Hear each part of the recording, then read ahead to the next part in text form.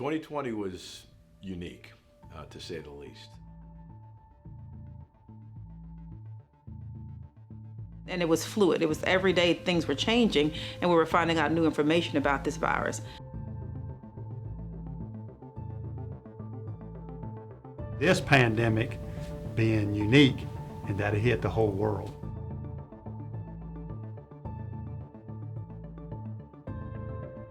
Seven named storms, a tornado affecting the northern part of Louisiana, deployments.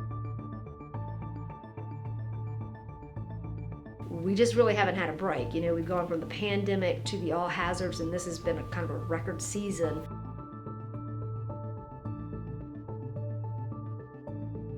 The fact that it was all-encompassing of the entire state, the entire year, made this truly a unique year.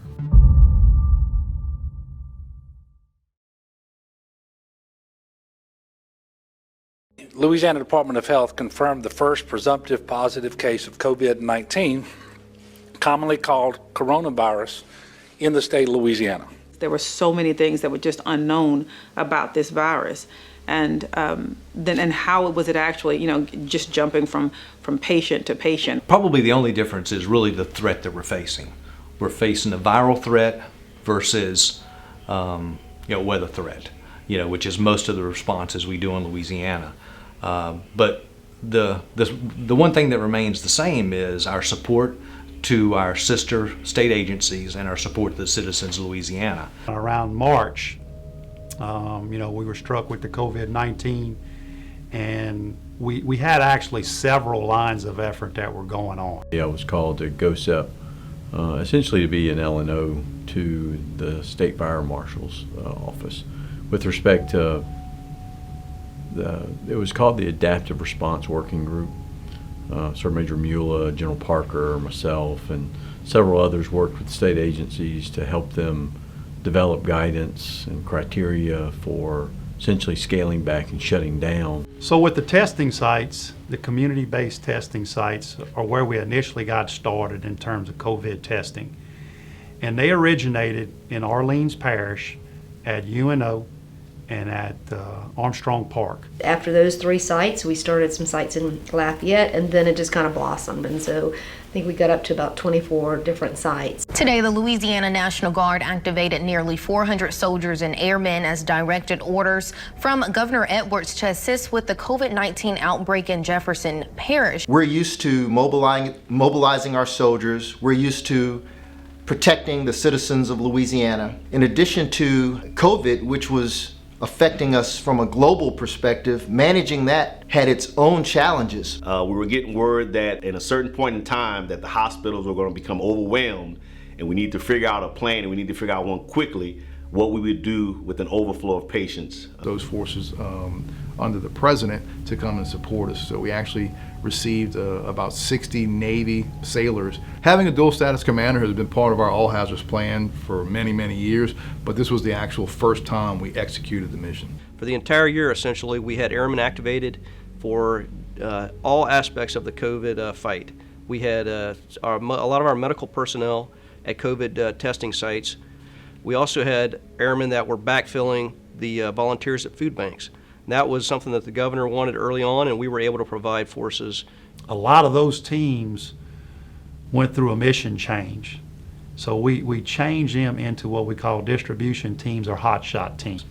What was noticed initially was a lot of the elderly volunteers that many of these food banks actually had working for them. Because of COVID-19 quarantine and restrictions, food banks got with GOSEP, said they needed support. Once again, National Guard stepped in along with some other volunteer agencies, and we were able to pick up that mission. But just things like that, one after the other, that we had response for that we didn't necessarily plan for. There's an old saying in this business, it doesn't matter how much experience you have, how much you prepare for what you think your logistics missions may be in an emergency, and you're preparing for worst case scenario. Every disaster brings you something different. For the pandemic, I don't want to say we didn't see the PPE coming, but I don't think any of us saw anything of this magnitude coming. Right off the bat, the largest missions obviously was the PPE delivery for Task Force Log. The 139th, and I want to say maybe the 61st as well, but and some of the, maybe the 256, they actually were transporting, gloves, masks, gowns and things across the state. With all the PPE that was coming in, we had multiple warehouses that were working, that were taking all this PPE in.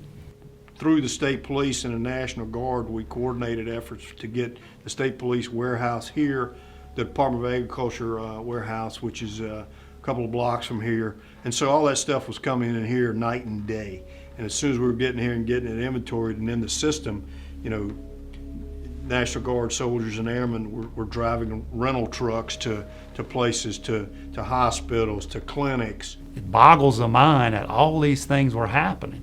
And oh, by the way, while all that was going on, we were having tornadoes in Ouachita Parish, and our cyber teams were working, incidents, ransomware attacks.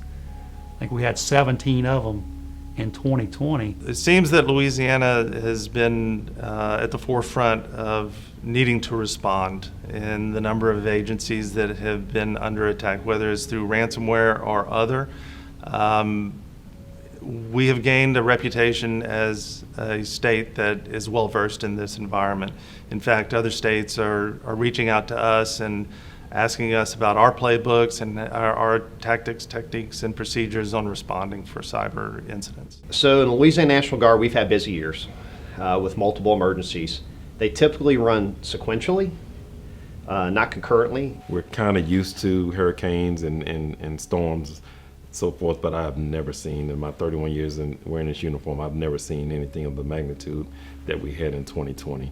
And not necessarily the strength of the storms and the damage caused. We've seen that with Katrina and a few others, but back to back to back, it just appears that Louisiana could not get a break. And then we had a storm that historically traveled from all the way up through into Arkansas, unheard of. Hurricane Laura crashes into Louisiana.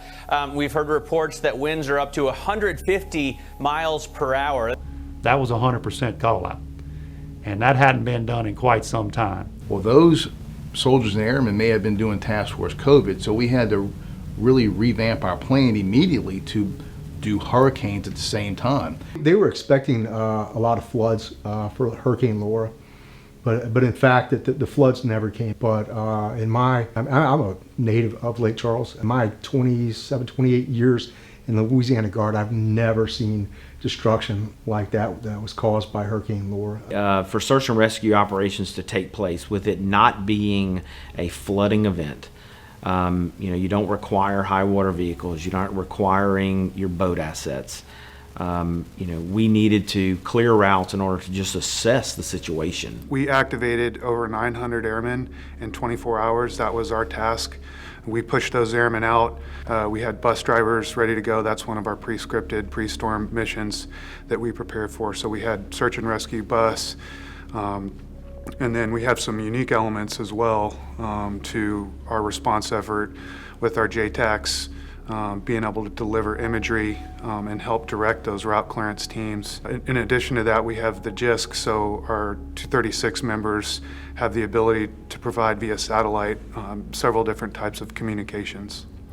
The extent of the damage across the AO would quickly overwhelm the local law enforcement's ability to secure certain sensitive locations, such as drugstores,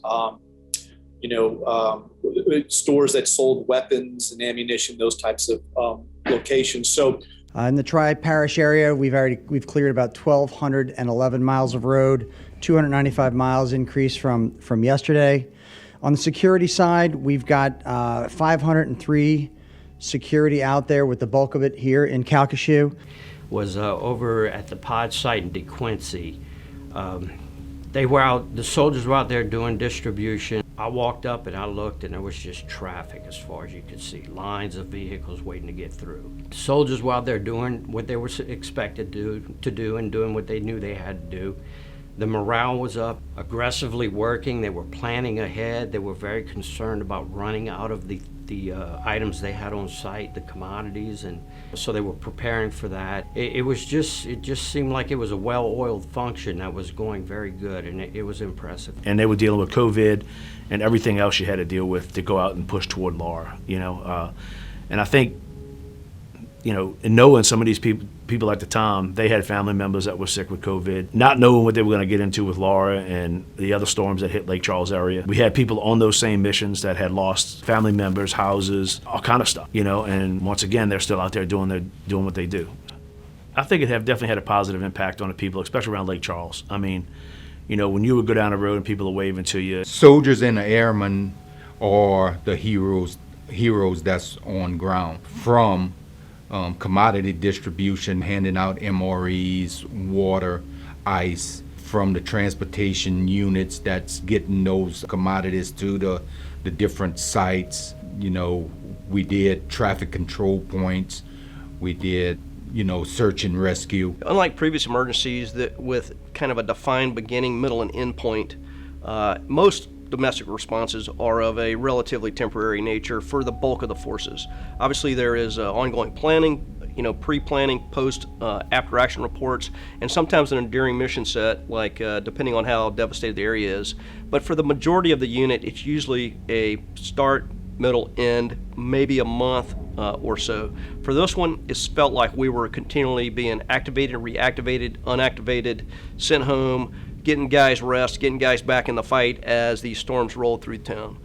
Yeah, I'll tell you, this was the first time that I've ever been doing hurricane operations and had to start planning for another hurricane coming in. We were doing the recovery operations in Southwest Louisiana for Laura, and I basically had to find a place to hunker down with the entire task force. We moved into the Burton Coliseum and we rode out Hurricane Delta in the Burton Coliseum. For the most part, for Hurricane Zeta, we do what we have typically done in the past, which is pre-stage, search and rescue, and get ready for the storm.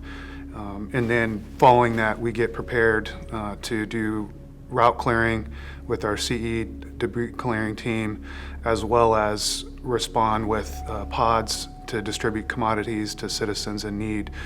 So in the case of Zeta, we did have our LNOs activated, we had our debris clearing team ready to go, we had our search and rescue folks ready to go, and then we actually responded in Plaquemines Parish with the pod. In 2020, we endured COVID-19, 7 named storms, 3 of them major, a tornado that affected the northern part of Louisiana, and at one point, we called out 100%. I've never seen, the op-tempo. The only time I could imagine an op-tempo like this was during a deployment. Well, part of it is a sense of community. So everyone that we're helping in the state of Louisiana, I mean, we've got our neighbors that we're helping. We've got, peers that are in other industries that we've worked with. We've got retirees. So, it's putting this uniform on every single day, knowing that, and as the tag talks about a lot, is that we are a beacon of hope for a lot of our citizens. I mean, I'm a guardsman, Minuteman, call it what you want. I love it. I love the fact that we get to truly be on the front lines when we're needed.